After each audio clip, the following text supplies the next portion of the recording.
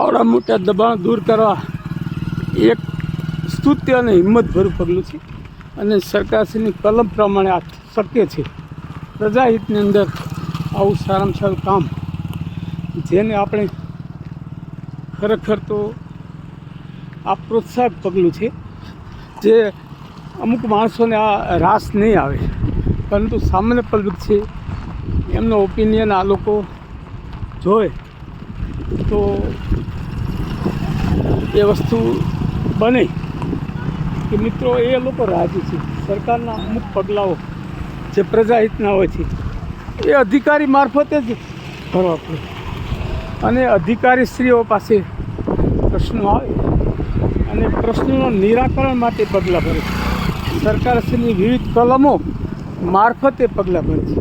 એમને કોઈ જ્ઞાતિ જાતિ વ્યક્તિ એમની સામે ક્યારેય વિરોધ હોતો નથી મિત્રો. તો હવે પછી જે સરકારની ખાસ નેમ છે એની શરૂઆત ચોટીલા મુકામે થઈ છે અને ચોટીલે ડાકલા વાગ્યા અને એ ડાકલાની અસર આખા ગુજરાતની અંદર થવી જોઈએ. દરેક જગ્યાએ દબાણો તેમજ ભૂમાફિયાઓ એને નેસ્ત નાબૂદ કરવા જોઈએ અને દાખલો આપણે અહીંથી જોઈએ છીએ કે અધિકારીશ્રી શું કરી શકે.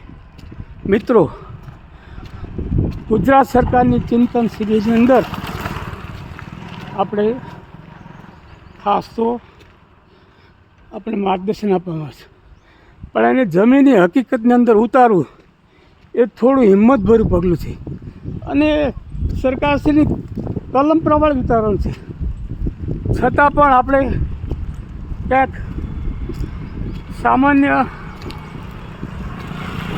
નિર્ભીકતાનો અભાવ અથવા ચપટીક લાલચ અથવા રાજકીય માણસોના દબાણ હેઠળ આ કરી શકતા નથી. પણ મિત્રો, તમે સરકારની સેવામાં જોડાઓ ત્યારે સરકારે સોંપેલા જે કામો છે એને તમારે સુપેરે નિભાવવા જોઈએ અને એ નિભાવ્યા પછી જે પરિણામ મળે એ પરિણામ આપણું પોતાનું નથી હોતું.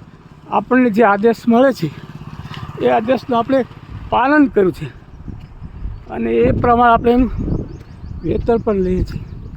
પરંતુ નિષ્ઠાવાન કર્મચારીઓ, નિષ્ઠાવાન જીએસ કેડર, આઈએસ કેડર એ લોકો આ વસ્તુ મગજમાં લે અને ખાસ હવે પછી જે નિર્ણયો તમારા અંડરમાં આવતા તાલુકા મથકો હોય, જિલ્લા મથકો હોય કે તમારા ક્ષેત્રમાં આવતા જે કાર્યક્ષેત્ર હોય એની અંદર આનો અમલ કરો અને સરકારશ્રીનું અને માનનીય મુખ્યમંત્રીશ્રી, માનનીય ઉપમુખ્યમંત્રીશ્રી બધાનું આહવાન આ છે કે મિત્રો, આવી લુખાગીરી, દાદાગીરી તેમજ આવી હીન ભાવના સાથે કામ કરતા માણસો એને હટાવવાનું આ સુંદર પગલું અને એક દ્રષ્ટાંત જે આપણે જોઈ રહ્યા છીએ એ અનુસંધાન આપણે કે કોઈ રાજકીય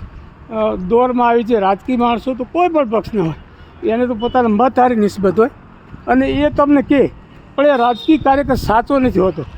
કારણ કે જે પ્રજાહિતના રક્ષણ ન કરી શકે એવા માણસો એ રાજકારણમાં હોય તો પણ નકામા છે મિત્રો. તો આપણે જે આ સ્તુત્ય પગલું ચોટીલાને જે સ્વચ્છ અને દબાણ મુક્ત કર્યું છે એ આપણે મિત્રો અહીં જોઈ રહ્યા છીએ અને આજે હું ચોટીલા માતાજીના ધામના રસ્તા પર ચાલી રહ્યો છું. ઉત્તમ કામ જે કર્યું છે એમને લાખ લાખ વંદન.